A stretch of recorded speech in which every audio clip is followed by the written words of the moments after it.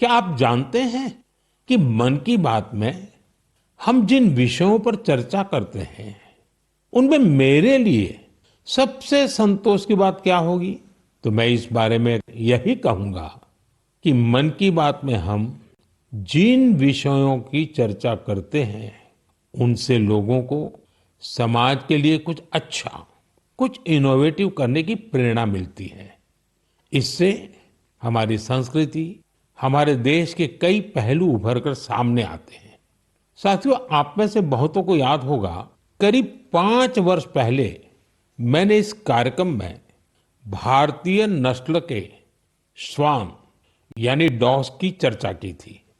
मैंने देशवासियों के साथ ही अपने सुरक्षा बलों से आग्रह किया था कि वे भारतीय नस्ल के डॉग्स को अपनाएं, क्योंकि वो हमारे परिवेश और परिस्थितियों के अनुरूप ज्यादा आसानी से ढल जाते हैं।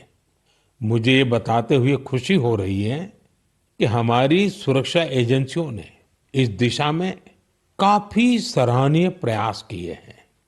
बीएसएफ और सीआरपीएफ ने अपने दस्तों में भारतीय नस्ल के डॉग्स की संख्या बढ़ाई है। डॉग्स की ट्रेनिंग के लिए बीएसएफ का नेशनल ट्रेनिंग सेंटर ग्वालियर के टेकनपुर में है। यहाँ उत्तर प्रदेश के रामपुर हाउंड, कर्नाटका और महाराष्ट्र के मुधोल हाउंड, इस पर विशेष रूप से फोकस किया जा रहा है। इस सेंटर पर ट्रेनर्स टेक्नोलॉजी और इनोवेशन की मदद से श्वानों को बेहतर तरीके से ट्रेन कर रहे हैं।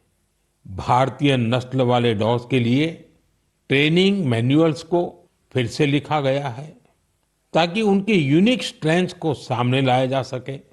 बेंगलुरु में सीआरपीएफ के dog breeding and training school में मॉन्ग्रेल्स, मुधोल हाउंड, कोम्बाई और पांडिकोना जैसे भारतीय श्वानों को ट्रेन किया जा रहा है। साथियों, पिछले वर्ष लखनऊ में all India police duty meet का आयोजन हुआ था। उस समय रिया नाम की श्वान ने लोगों का ध्यान अपनी ओर खींचा था। ये एक मुधोल हाउंड है जिसे बीएसएफ ने ट्रेन किया है। रिया ने यहाँ कई फॉरेन ब्रीड्स को पछाड़ते हुए पहला पुरस्कार जीता। साथियों, अब बीएसएफ ने अपने डॉग्स को विदेशी नामों के बजाय भारतीय नाम देने की परंपरा शुरू की है। हमारे यहाँ के देशी श्वान ने अद्भुत साहस भी दिखाया है। पिछले वर्ष छत्तीसगढ़ के माओवाद से प्रभावित रहे क्षेत्र में गश्त के दौरान सीआरपीएफ के एक देशी श्वान ने 8 किलोग्राम विस्फोटक का पता लगाया था। बीएसएफ और सीआरपीएफ ने इस दिशा में जो प्रयास किए हैं उसके लिए मैं उन्हें बधाई देता हूं। वैसे मुझे 31 अक्टूबर का भी इंतजार है। यह लौह पुरुष सरदार पटेल की जयंती का दिन है। इस अवसर पर हर वर्ष गुजरात के एकता नगर में स्टैच्यू ऑफ यूनिटी के समीप विशेष समारोह आयोजित किए जाते हैं। यहीं पर एकता दिवस परेड भी होती है और इस परेड में फिर से भारतीय श्वानों के सामर्थ्य का प्रदर्शन होगा। आप भी मौका निकालकर इसे जरूर देखिएगा। मेरे प्यारे देशवासियों, सरदार पटेल जी की 150वीं जयंती का दिन पूरे देश के लिए एक बहुत विशेष अवसर है। सरदार पटेल आधुनिक काल में राष्ट्र की सबसे महान विभूतियों में से एक रहे हैं। उनके विराट व्यक्तित्व में अनेक गुण एक साथ समाहित थे। वे एक अत्यंत प्रतिभाशाली छात्र रहे। उन्होंने भारत और ब्रिटेन दोनों ही जगह पढ़ाई में बेहतरीन प्रदर्शन किया। वे अपने समय के सबसे सफल वकीलों में से भी एक थे। वो वकालत में और नाम कमा सकते थे, लेकिन गांधी जी से प्रेरित होकर उन्होंने खुद को स्वतंत्रता आंदोलन में पूरी तरह समर्पित कर दिया।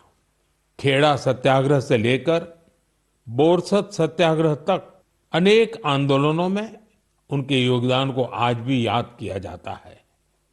अहमदाबाद म्युनिसिपैलिटी के प्रमुख के रूप में उनका कार्यकाल भी ऐतिहासिक रहा था। उन्होंने स्वच्छता और सुशासन को सर्वोच्च प्राथमिकता दी।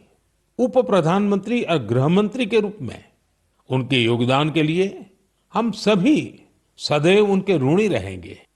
साथियों, सरदार पटेल ने भारत के ब्यूरोक्रेटिक फ्रेमवर्क की एक मजबूत नींव भी रखी। देश की एकता और अखंडता के लिए उन्होंने अद्वितीय प्रयास किए।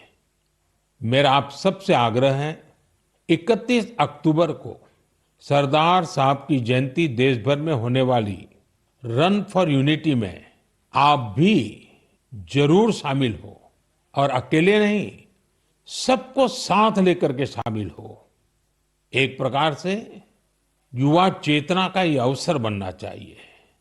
एकता की दौड़ एकता को मजबूती देगी। ये उस महान विभूति के प्रति हमारी सच्ची श्रद्धांजलि है जिन्होंने भारत को एकता के सूत्र में पिरोया था।